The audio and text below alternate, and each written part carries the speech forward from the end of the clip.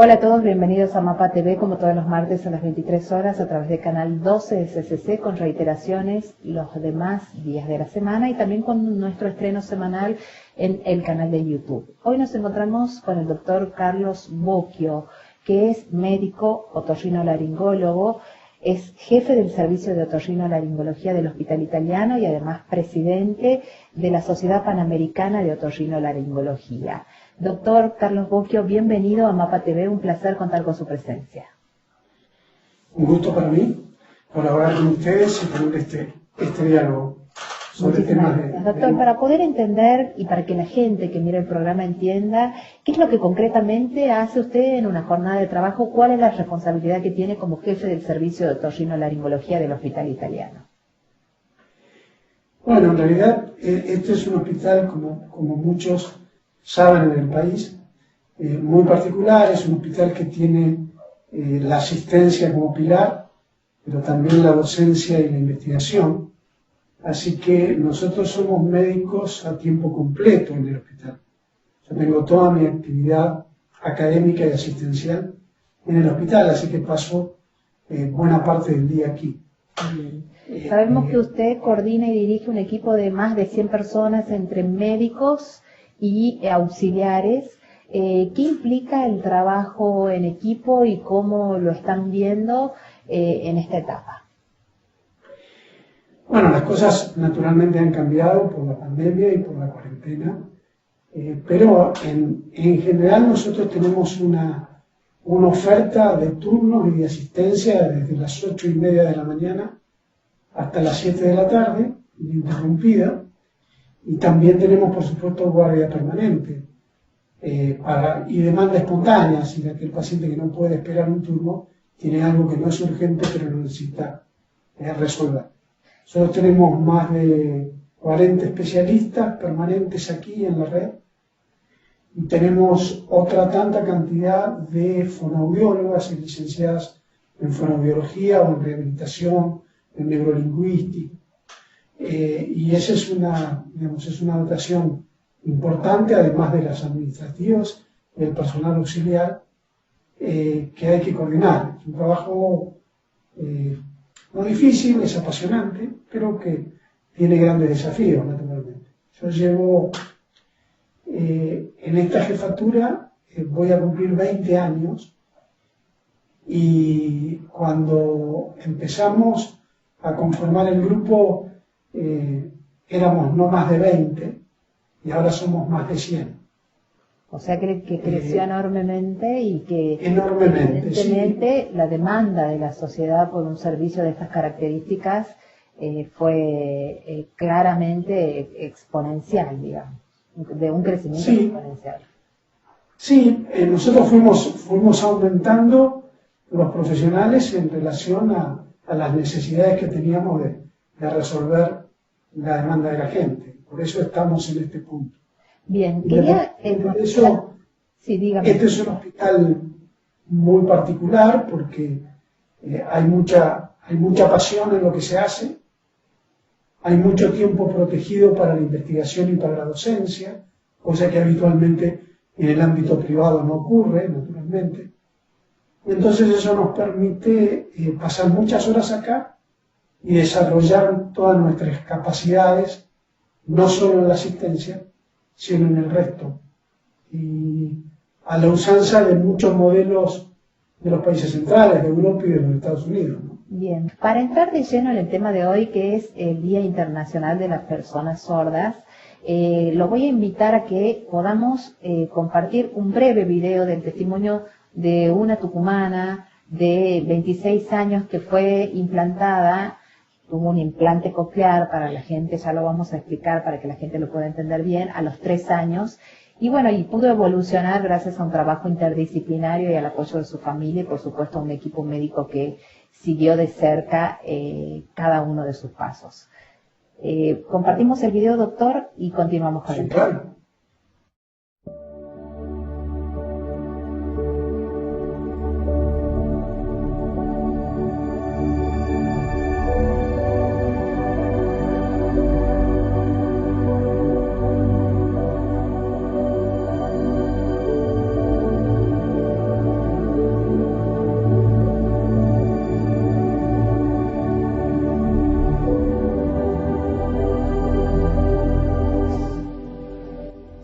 Hola, soy María José Caracol y Acústica.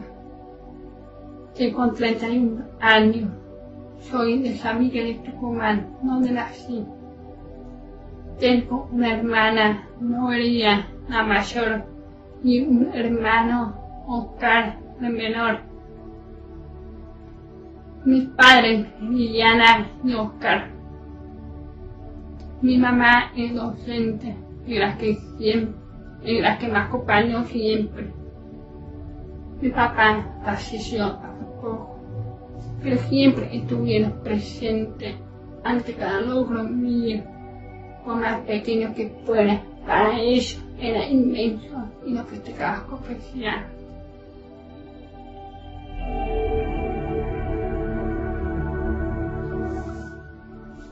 Ingresé al Instituto Oral Tucumán cuando tenía 1 año y medio.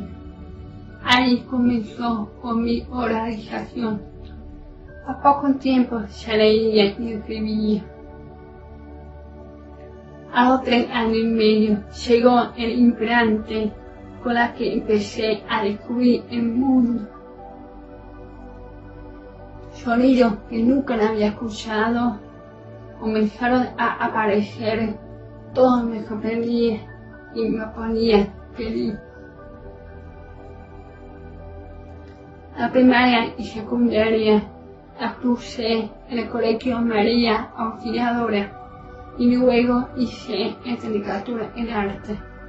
También a nivel terciario estudié para auxiliar en el inicial, ya que cantar, trabajar con los niños pequeños, que lo hago en el yo, donde mi experiencia de vida sirve para ayudar a los docentes y a los pequeños. En la asociación de sordos dicto la clase de lengua de señas.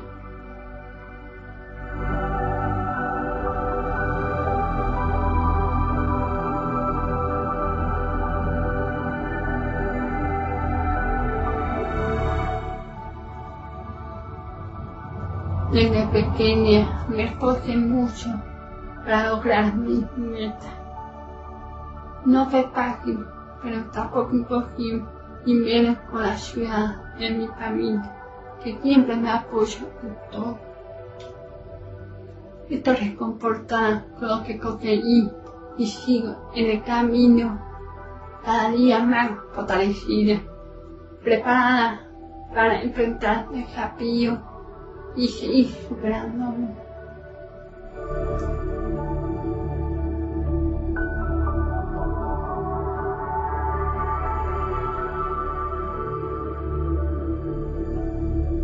De alguna manera queríamos visibilizar esta discapacidad que es tan invisible muchas veces y concientizar a toda la sociedad sobre todos los avances y todas las posibilidades que puede tener una chica como María José Parajón, que dio su testimonio en este video.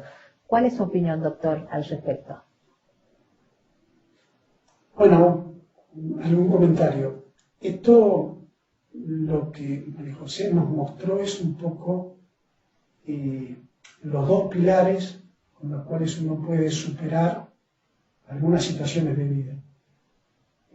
Uno hace mucho hincapié en la magia de la medicina, o en la magia de la electrónica, o en la magia de la cirugía, pero ninguna de estas cosas pueden ser útiles a los pacientes si no hay una gran voluntad personal de progreso y un equipo de rehabilitación que acompañe el desarrollo de ese paciente. En el tema en particular de la discapacidad auditiva, eso está fuertemente marcado. Los pacientes que van bien son aquellos que han sido tratados adecuadamente, que han sido rehabilitados con pasión y con expertise, y tienen su voluntad de avanzar, naturalmente. Y me parece que el Instituto Rural Tucumán, todo lo que tiene que ver con el trabajo de base, de acompañamiento y desarrollo de esas praxis, se pueden conseguir con muchísimo trabajo y muchísimo esfuerzo. Bien. No dejo de lado el aporte tecnológico, naturalmente, el crecimiento de la electrónica ha hecho que los implantes tengan una presencia para resolver hipoacusias ahora mucho más marcadas que las que tenían hace 20 años, naturalmente. Ahora podemos implantar chicos de menos de un año, tenemos pacientes implantados de más de 85 años, es decir, se ha ampliado enormemente la cantidad de pacientes que pueden recibir este tipo de dispositivos. Bien. Porque se han hecho más seguros, naturalmente, las cirugías también. Pero nada de estas cosas funcionan si no hay un grupo que rehabilite y guíe el trabajo de los pacientes. Sí, es como poner en claro que nada podría lograr solo la medicina si no fuera con el apoyo de la familia, del propio paciente y su voluntad inquebrantable de seguir adelante y de superarse, y por supuesto de un equipo interdisciplinario de rehabilitación permanente. Sorprende porque uno no imagina que una persona que tenía hipoacusia, no conozco bien el grado, ella habla desde muy chiquita de haber empezado a escuchar sonidos que nunca había escuchado. Por eso es que yo quiero que en esta parte de la entrevista podamos definir la discapacidad auditiva y los grados que puede tener la misma. Sí, en realidad los grados básicamente son leves, moderados y severos o profundos. Y el implante en general ocupa el tratamiento nada más de que los casos profundos bilaterales. Hay mucha gente con hipoacusias leves que no requieren tratamiento específico y muchos moderados que requieren de ayudas auditivas, los audífonos clásicos usados en uno o en dos oídos. Lo concreto es que el implante da un nivel de información espectacular y cada vez más se utilizan implantes en casos no tan severos. Por ejemplo, hasta hace unos años el paciente que tenía una audición normal de un oído y una audición muy comprometida, profunda del otro, que no podían ser adaptados con audífonos, no teníamos tratamiento específico. Ahora esos pacientes van a implante coclear para tratar de rehabilitarle la vía oralidad. Bien. Es decir que las cosas y las indicaciones de los implantes, de los audífonos, de los modelos de rehabilitación han estado revolucionando en los últimos años, afortunadamente para bien de los pacientes. ¿Esta patología llega sola o habitualmente llega a otras patologías asociadas? Bueno, este es un tema muy interesante porque hay discapacidades auditivas puras, pero hay un porcentaje relativamente bajo de enfermedades que provocan afectación del oído, afectación de la vista, afectación de la motricidad, afectación de lo cognitivo. Digamos, hay enfermedades que atacan el sistema nervioso central y que tienen un impacto fuerte en la audición, pero tienen otras discapacidades asociadas. Y sorprende cómo algunos pacientes que están muy impactados y con mucha dificultad de progresar, cuando encuentran el canal y la vía auditiva más abierta, eso impacta en la rehabilitación general.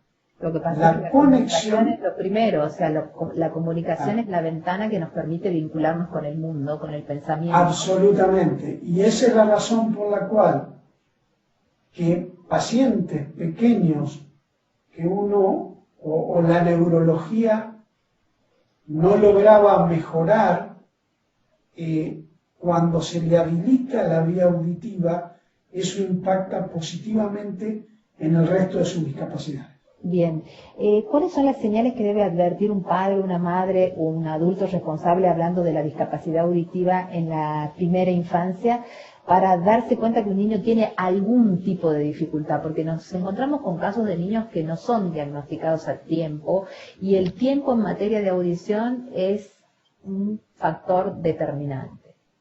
Sí, nosotros tenemos en el país una ley, ¿sí? 25414, que es de screening auditivo universal. Es decir, todo niño nacido en la Argentina debería tener un análisis de audición en las primeras semanas de nacido. Antes se hacía antes del alta, ahora se hace algunos días después, pero claramente la ley impone que el Estado le dé el recurso suficiente al sistema de salud para detectar esos casos. Eso naturalmente, nosotros tenemos un país federal, algunas veces no tanto, y eso ocurre que en algunas ciudades importantes o en algunas provincias de mayor capacidad económica, los sistemas de salud están en condiciones de dar rápida respuesta, y en algunos otros lugares más postergados, por cuestiones de equipamiento o cuestión de capacitación de personal, eso se demora o no se hace de manera eficiente. Bien. Sí, muchas veces destaco esto de que no se hace de manera eficiente porque hemos conocido casos en la consultora, hemos recibido correos electrónicos de mamás con niños escolarizados en 6º grado, tratados por un déficit atencional que terminaron descubriendo que lo que el niño tenía era una discapacidad auditiva en un colegio. No estoy hablando de una escuela pública o de gente sin acceso a la posibilidad de los estudios. ¿Qué cree que puede estar pasando en esos casos? Bien, el sistema de salud no capacita adecuadamente a todo su personal. Y como lo vemos en muchas otras cuestiones, lo estamos viendo con la pandemia, no es suficiente con tener respiradores o test. Hay que tener personal que pueda operarlos adecuadamente. Y eso es un trabajo de fondo que el país no siempre encara adecuadamente. Independientemente de la voluntad del personal de salud, algunas veces faltan recursos, falta capacitación, falta tiempo, hay pluriempleo. Entonces, la gente va saltando de un lugar a otro, haciendo las cosas como puede, de la mejor manera que puede, pero que no es suficiente para que el resultado sea adecuado. ¿De qué hablamos cuando nos referimos a detección temprana? El ideal, encontrar la patología con el estudio que se hace en los primeros días del recién nacido y, como usted decía, la posibilidad concreta de implantarlo al año de edad o menos también. Sí, nosotros estamos En el programa de nuestro hospital estamos llegando a un diagnóstico prácticamente definitivo de hipoacusias severas al 6º mes de nacido. Y esos chicos entran en un plan de audífonos algunas veces al mes y medio. Y se siguen evaluando para saber si el audífono es suficiente o no. Y esos son los casos que terminan operándose sobre el filo del año. Lo ideal es que pacientes que tengan hipoacusias profundas bilaterales puedan ser implantados sobre un tope o un techo de no más de 2 años. Eso es lo que le habilitaría al niño a tener un progreso en sus praxis, incluso en su escolaridad, para estar al nivel de los niños normoyentes al momento de aprender a leer y escribir. Qué fantástico, la verdad es que usted lo dice en 2 frases y para mí es una maravilla que un niño que llegue a implantarse a tiempo pueda ser un normoyente, un niño que pueda aprender a leer y escribir normalmente como cualquier otro niño. Para que la gente lo pueda entender, ¿qué es el implante coclear? Porque la gente tiene asociada la sordera al audífono y cuando hablamos de implante coclear muchas veces la gente no termina de comprenderlo. Te voy a hacer un comentario antes de hablarte del dispositivo. Una reflexión. Nosotros tenemos muchos pacientes en escuelas bilingües y trilingües que se han desarrollado solo con implante coclear unilateral. Es decir, chicos que nosotros implantamos hace 20 años o 15 años, cuando todo el implante bilateral todavía no estaba impuesto, y con un implante solo pudieron adquirir 2 o 3 idiomas, y que son ahora universitarios o egresados. Es decir, que el implante realmente es una maravilla en buena parte de nuestros pacientes. Le cambia realmente la vida a los chicos. Si cualquier paciente que tenga una discapacidad auditiva y que no pueda haber desarrollado un lenguaje adecuado, tiene hándicap importantes para el desarrollo en una sociedad tan particular como la nuestra. Se les hace difícil progresar, se les hace difícil ir a la universidad, graduarse, insertarse en el mercado laboral sin diferencias con el normoyente. Eso tiene un impacto personal y familiar y lo tiene también para el sistema. Porque aquel paciente que no desarrolla todas sus capacidades termina siendo dependiente del Estado en algún punto.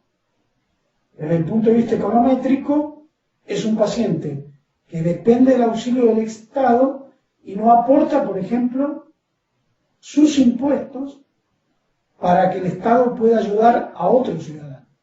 Es un tema muy, muy importante que los países centrales no tienen absolutamente medido y saben lo costo-beneficio alto que tiene el implante coclear como prótesis. Ahora te cuento lo que me preguntabas del implante coclear. Antes de que me cuente, quería decir, esto en la Argentina es muy común, porque en la Argentina por ahí en muchas áreas no entendemos todavía el concepto de prevención y lo que le cuesta después a una obra social una enfermedad preexistente, una enfermedad crónica. O sea, hay estudios que serían interesantes que sean absolutamente gratuitos para lograr la recuperación de enfermedades crónicas y después terminan costando al Estado o a la obra social una cantidad de dinero interminable.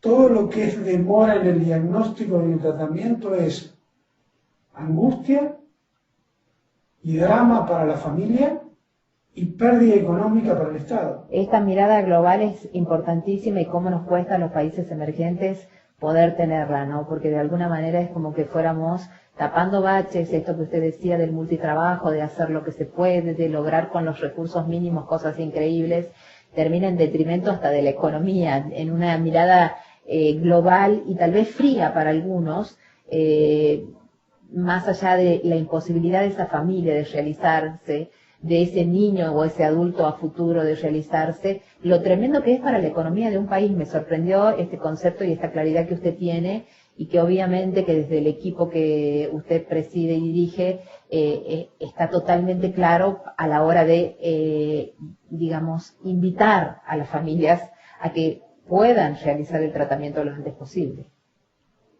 Claro que sí.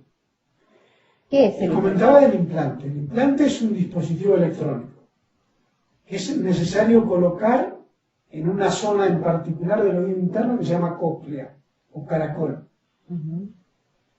Este implante tiene un segmento del dispositivo que va debajo de la piel, su extremo, el electrodo, va en la cóclea lo más cercano posible al nervio auditivo. Y después tiene una parte externa que frecuentemente es similar a un audífono de aquellos que van detrás de la oreja y que está conectado con un imán con el dispositivo interno. Entonces, el sonido es captado por el dispositivo externo como si fuera un audífono con un micrófono tradicional. Esas señales van al dispositivo interno y de allí viajan al electrodo que está en la cóclea y estimulan el nervio auditivo que lleva la información a la corteza auditiva cerebral. Eso, que yo te lo expliqué en 2 minutos, tiene 40 años de investigación. ¿Hace cuánto clínica, se hizo el ¿sí? primer implante coclear en el mundo? ¿Y quién lo inventó? Los primeros programas serios con pacientes empezaron en Australia, con Graham Clark, pero había algunos intentos frustros en Francia, en París, porque los dispositivos fueron avanzando enormemente. Entonces, la forma de colocar esos electrodos variaban de un grupo de investigación a otro. Pero más o menos, aproximadamente en el 80 y largos, empezaron a hacerse los primeros dispositivos para uso clínico. Por supuesto que lo que ahora tiene 1,5 centímetros, en ese momento tenía 20 centímetros el dispositivo externo. Eran como los viejos teléfonos celulares. Había que llevarlos en una maleta. Acá, así. Claro, claro. O si no, directamente el dispositivo había que llevarlos pegados en el cuerpo, en un cinturón. Exacto. Eso fue haciéndose cada vez más pequeño, cada vez más preciso, y hasta lo que tenemos ahora, que son muchos de estos dispositivos son muy poco visibles, porque se ocultan detrás del cabello. Son casi etcétera, imperceptibles, sí es verdad. Sí, es verdad. de hecho hay una tecnología que en pocos años va a revolucionar y que ya hay muchos pacientes implantados, es que los nuevos implantes van a estar colocados todo por debajo de la piel. No va a haber nada externo. Ya hay muchos pacientes en el mundo, en investigación clínica, que están utilizando esos nuevos dispositivos. Lo invito a que hagamos una pausa y seguimos hablando del tema. Claro que sí, ¿cómo no?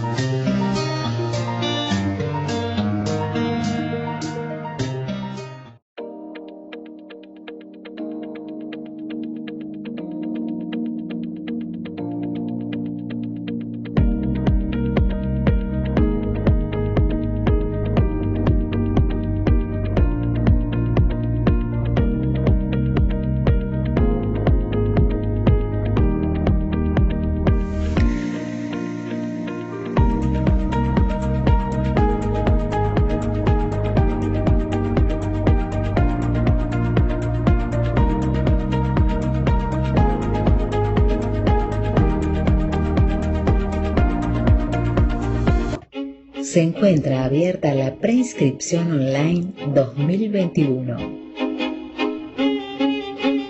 Para nivel inicial, salas de 3, 4 y 5 años, nivel primario y nivel secundario.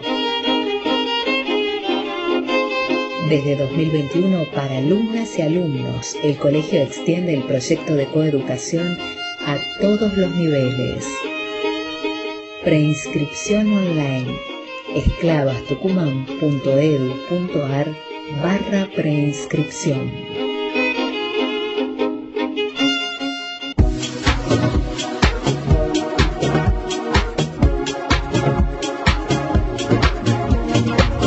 Tramo final de la entrevista con el doctor Carlos Bocchio, que es preside la Sociedad Panamericana de Otorrinolaringología y es jefe de servicio de Otorrinolaringología del Hospital Italiano. Hablamos de la importancia de la detección temprana, de visibilizar esta patología, de la necesidad del trabajo interdisciplinario, de un equipo de apoyo, de la importancia de la tecnología, y terminamos el tramo anterior de la entrevista explicando lo que es un implante coclear. Doctor, ¿todas las personas pueden acceder a este tipo de operación o hay limitantes a nivel fisiológico que no permitan que se pueda implantar a un niño? Bueno, naturalmente en la medicina no hay nada que sea el 100%, ni de bueno ni de malo. Pero la inmensa mayoría de los pacientes tienen alternativas de implantes cocleares. Hay un pequeño grupo que pueden tener algunas alteraciones estructurales en el nervio auditivo, con la corteza cerebral, que los haga inhábil para el progreso con un implante. En ese caso, también hay nueva tecnología, se llama implante de tronco cerebral, auditivo de tronco cerebral, que también nos da una chance de mejorar ese pequeño grupo de pacientes. Es decir, es muy difícil que tengamos que descartar un paciente porque no reúne condiciones para ser implantado. Hay algunos casos, pero realmente si el equipo es experimentado, las posibilidades de poder efectuar el procedimiento son muy, muy altas. Usted hablaba de la importancia de entender que la tecnología no es lo único necesario y que hay pilares fundamentales en la recuperación de un niño con déficit o discapacidad auditiva que tienen que ver con la propia voluntad del paciente y con el acompañamiento del entorno. En tantos años, 20 años acompañando el servicio, dirigiendo el servicio del Hospital Italiano, ¿cómo es el apoyo que realizan a las familias para dar este paso? Porque imagino que son familias que tienen que transitar una etapa de duelo que tiene que ver con entender que su hijo tiene una discapacidad y que deben ser acompañadas para estar convencidos a la hora de tomar la decisión de realizar el implante y de poder ayudarlos a sus hijos a recuperarse. Bueno, en realidad eso se inicia, tener un niño, en este caso, con una patología auditiva severa, es un impacto emocional enorme para cualquier pareja. De manera tal que los primeros momentos de comunicación de la discapacidad son difíciles para el médico y para la familia. Nosotros tenemos naturalmente un apoyo psicológico para nuestros pacientes y tenemos también recomendaciones generales para los médicos tratantes para tratar de dar el mejor consejo terapéutico. Este tipo de dispositivo es la implantación y la cirugía, son 24 horas en el proceso de tratamiento del paciente.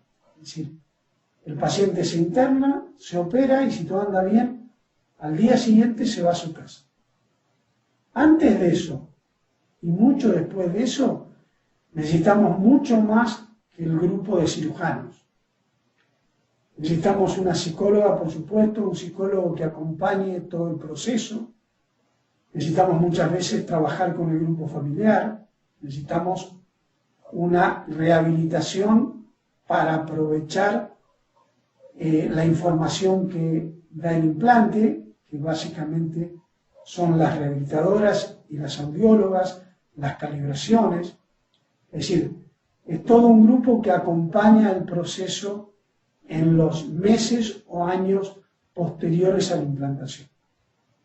Entonces, los grupos de implante son importantes y son prestigiosos cuando todo esto está previsto. Si lo que se tiene es solo un buen cirujano, No alcanza. eso va camino al fracaso. Esa red de Saber- prevención Saber poner un implante es muy difícil, pero hay muchos cirujanos que están en condiciones de hacer la cirugía. Lo que es mucho más difícil es tener un equipo confiable que acompañe el proceso al paciente y a la familia. Bien.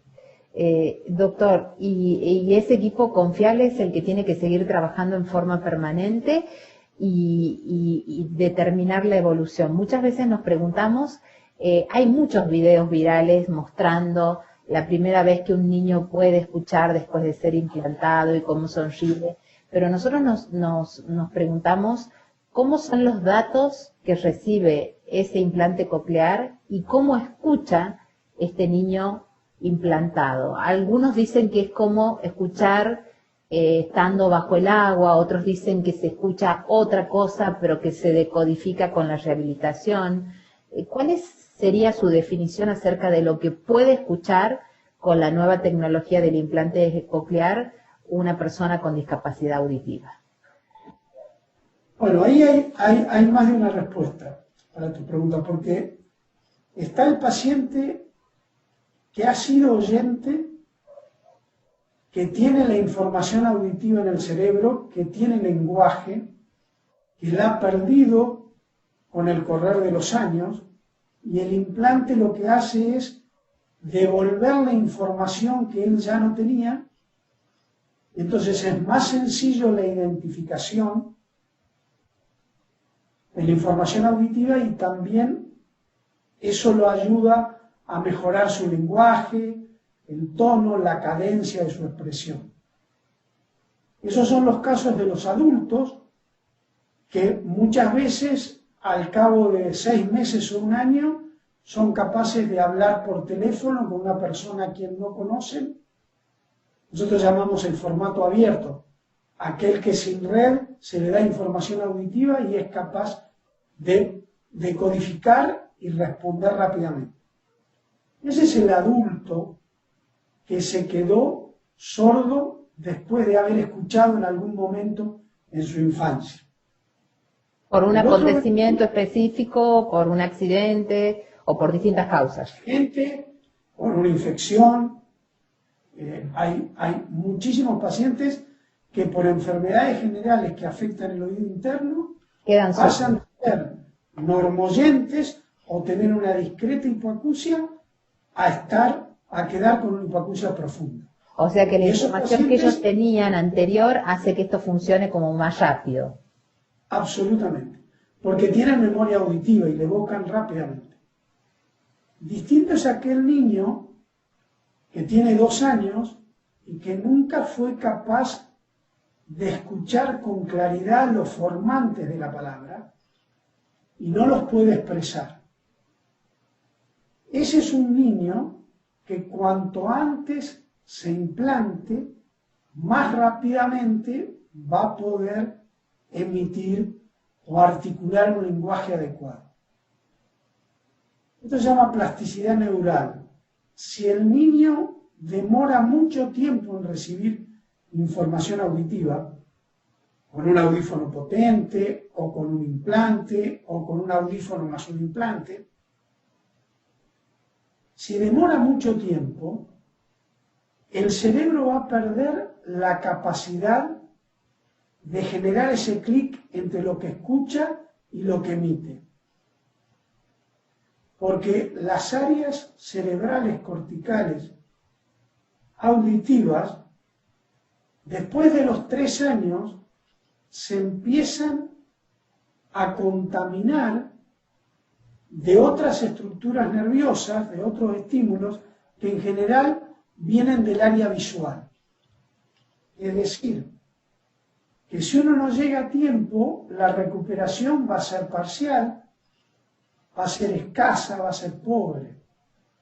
Cuanto antes podamos... Visual, o sea, tienen que estar dos estímulos y la audición tiene que desarrollarse y buscarse el lugar junto al otro. Efectivamente. Es muy importante.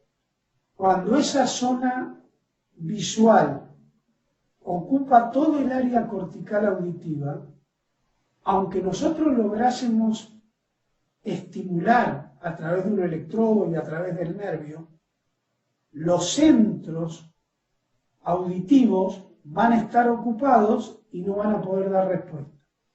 Por eso es que pacientes que no han desarrollado lenguaje hasta los 6 o 7 años, aunque los implantemos, van a escuchar, pero no van a poder generar un lenguaje fluido.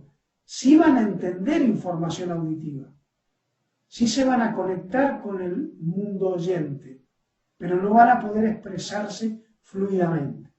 Bien. Quería hacerle una consulta que tiene que ver con lo educativo. Siempre ha habido como dos posturas, la tradicional escuela con lenguaje de señas y la escuela oralista, con una tendencia oralista que busca la rehabilitación de los chicos a partir de que logren un propio lenguaje. Seguimos viendo en la sociedad que cada vez que se habla de inclusión o cada vez que hablamos de incluir y de visibilizar esta patología, encontramos un emotivo video donde un cantante famoso interpreta el himno nacional argentino con lenguajes de señas. Digo, es como que todavía está instalado a nivel social y en el imaginario de la gente que la rehabilitación es solo a partir del lenguaje de señas y se le da muy poca visibilidad a la escuela de la oralidad, de rehabilitar a los chicos a partir de la oralidad. ¿Qué opina usted al respecto? Bueno, eso ha cambiado bastante en los últimos años. En los años 2000, una figura emblemática de la otología latinoamericana y mundial, que se llamó Juan Manuel Tato, hizo una conferencia en el Hotel Sheraton de Buenos Aires para hablar del desarrollo del implante coclear, de la aparición en ese momento del implante coclear en el mundo. Una figura destacada, reconocida mundialmente.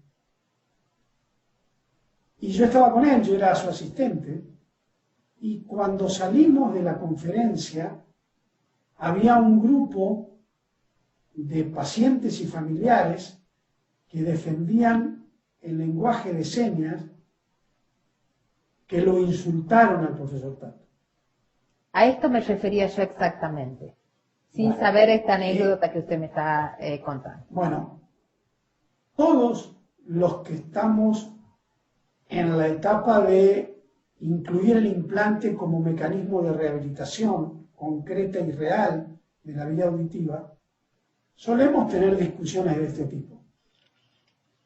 Yo creo que hay mucho dogmatismo, como lo hay en la política, mucha gente aferrada a un solo camino de la solución de los problemas, descartando alternativas algunas muy novedosas y que se han demostrado sumamente eficientes, como puede ser el implante.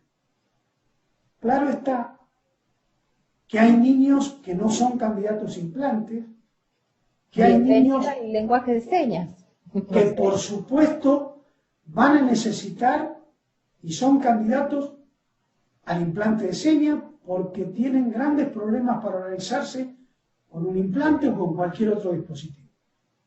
Nadie que esté en salud puede menospreciar ninguna alternativa de tratamiento y de terapéutica.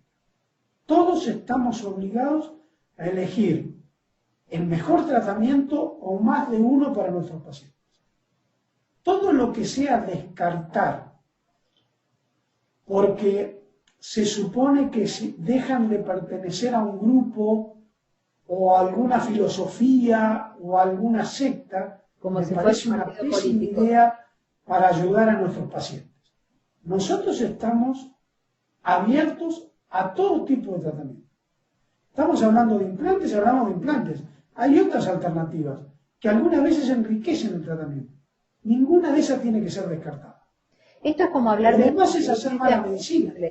Esto es como decir que un niño puede ser bueno para la música, otro niño puede ser bueno para la matemática, otro niño bueno para el arte. O sea, el problema es esta tendencia que tenemos por ahí en la sociedad argentina a descartar y a ponernos la camiseta de un solo tipo de tratamiento, de una sola técnica o de una sola escuela. Sí, absolutamente.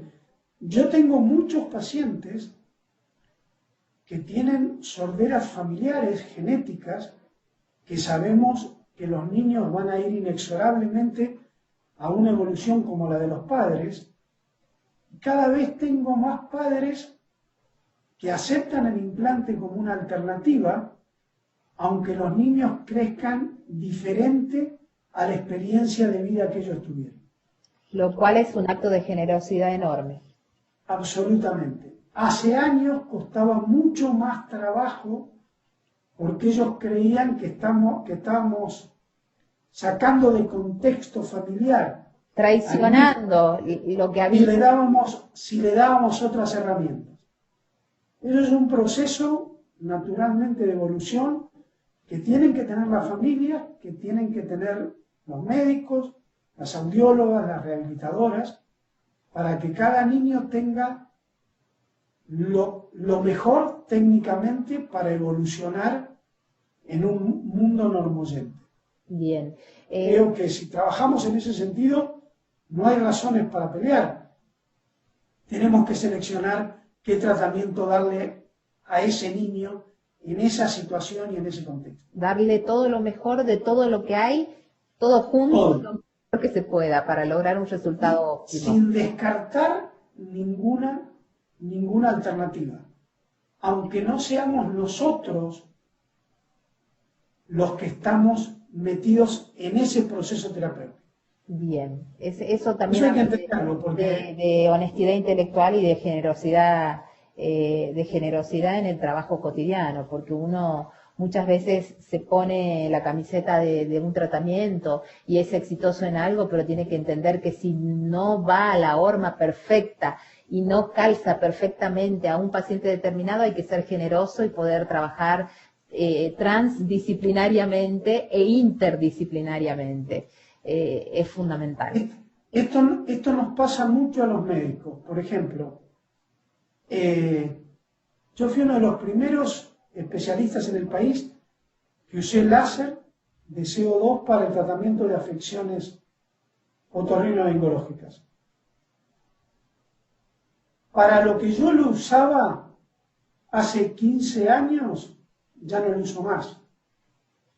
Hemos encontrado otras alternativas al láser. Y han aparecido también pacientes a los cuales le hacemos procedimientos con láser para enfermedades que antes ni siquiera conocíamos que podían ser efectivas. Los médicos estamos obligados a evolucionar con la tecnología sin abrazarnos a una sola técnica. Porque no hacer eso condena a nuestros pacientes a tener malos resultados. Exactamente. Doctor, para finalizar, la situación de excepcionalidad por la que está transitando el mundo y nuestro país con la pandemia COVID-19, de alguna manera marca un retroceso en todo lo que tenga que ver con los tratamientos sistemáticos que vienen realizando en todo el país. Hablo a nivel macro, en cuestiones tan delicadas donde la presencialidad es tan necesaria como lo vinculado a la rehabilitación en audición. Sí, claro. Nosotros tenemos, este es un hospital muy de avanzada que tiene una plataforma para teleconsulta desde el día 1 de la pandemia y nosotros hemos instalado algunos procedimientos de rehabilitación, por ejemplo, para lenguaje, para voz, que se hacen virtualmente. Nosotros tenemos mucha afluencia de pacientes desde la virtualidad para hacer rehabilitación. Incluso tenemos un programa de calibración de implantes cocleares remoto. Es decir, hace poco tiempo se hicieron encendidos de pacientes operados aquí que se hicieron desde Tucumán, por ejemplo. Hay un nodo allí. Bien. Es decir, que la tecnología nos habilita a mantenernos de alguna manera en el proceso de rehabilitación de nuestros pacientes. Y el esfuerzo es enorme y se dedica, pero uno lo hace con gusto porque sabe que el tiempo es oro en materia de rehabilitación auditiva. Claro, lo que ocurre es que por supuesto esos tienen sus limitaciones y el contacto personal no puede ser reemplazado por una buena señal de internet o una buena cámara, naturalmente. Entonces, estamos esperando poder normalizar esta situación cuanto antes. De hecho, los pacientes internados en el hospital de COVID, que tuvimos una cantidad aproximada de 200 pacientes fijos durante 3 meses en todas las áreas del hospital, hoy tenemos 110. En las últimas 3 semanas, nuestro hospital desocupó 90 camas que utilizaba para pacientes de COVID, en terapia intensiva o en internación general. Es decir, que todo parece indicar que Capital estaría en el descenso de la está bajando la cuesta y esperemos poder empezar a tener cada vez más consultorios presenciales en el mes próximo, no al 100%, pero por lo menos al 70 o al 80%. Es muy importante. Nosotros en este momento en Tucumán estamos subiendo la curva, lo que les pasó a ustedes hace un mes y medio aproximadamente, pero también esperanzados en que cuanto antes pueda bajar, porque entendimos que, como usted dice, la tecnología es fundamental, puede ser la mejor tecnología del mundo, pero el contacto con los maestros, con los rehabilitadores, con las personas es insustituible. En todos los ámbitos. Eso quedó claro, esa es una gran enseñanza de esta pandemia. Doctor, le agradezco enormemente su presencia, que haya podido acompañarnos en estos minutos para hablar de una discapacidad que muchas veces no está tan visibilizada como uno quisiera, pero saber que desde el Hospital Italiano y en red con todas las provincias del país se está realizando un esfuerzo enorme, que hay equipos interdisciplinarios, que hay gente que rehabilita, que de pronto hace el encendido, como usted dice, que hace las calibraciones, que hay mucha gente dedicada a audiología. Bueno, a ellos los queremos saludar en este programa, agradecerles su trabajo y su esfuerzo, porque entendemos que es la posibilidad de dar voz a quienes no la tienen y que ustedes están muy comprometidos en ese trabajo y que sin pasión, como usted decía, eso no se puede lograr. Así que le agradezco enormemente su tiempo, porque sabemos que tiene una agenda muy apretada, y la posibilidad de hacer llegar a la gente conceptos tan claros como todos los que virtió en esta entrevista. Bueno, para mí es un placer poder colaborar con ustedes y acercarme a la comunidad médica, audiológica, de rehabilitación. Nosotros estamos cerca de Tucumán, en particular, como de otras provincias, porque estamos cerca del programa de implantes cocleares del Hospital de Niños, el Niño Jesús, y también de Padilla parcialmente, así que siempre estamos viajando episódicamente a lo largo del año a Tucumán a colaborar con ellos y con los grupos de rehabilitación, así que es un gusto para mí que me hayan convocado para hablar de esto que es nuestra pasión. Muchísimas gracias, doctor. Gracias a todos ustedes. Gracias. Adiós. Con ustedes, televidentes de MAPA TV, nos encontramos la próxima semana. Hasta entonces.